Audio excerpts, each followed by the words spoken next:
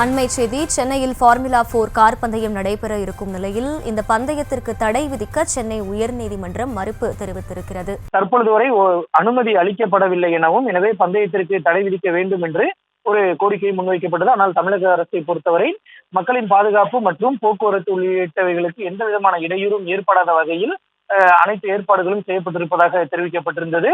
அந்த எஸ்ஐ அனுமதி வழங்கியதற்கான சான்றுகளை மனுதாரர் தரப்பிடம் வழங்க வேண்டும் என்றும் நீதிபதிகள் தெரிவித்திருக்கிறார்கள். அதே போல இந்த பந்தயம் காரணமாக மருத்துவமனை, அதாவது ராஜீவ்காந்தி மற்றும் ஓமந்தூரார் மருத்துவமனை, அதே போல சென்ட்ரல் ரயில் நிலையம் உள்ளிட்ட பகுதிகளுக்கு செல்பவர்களுக்கு போக்குவரத்தில் எந்த விதமான இடையூறும் ஏற்படாத வகையில் நடவடிக்கை மேற்கொள்ள வேண்டும். மேலும் போக்குவரத்தில் எந்த விதமான பாதிப்பும் இல்லாத வகையில் நடவடிக்கை எடுக்க வேண்டும் என்றும் நீதிபதிகள் உத்தரவிட்டிருக்கிறார்கள். இந்த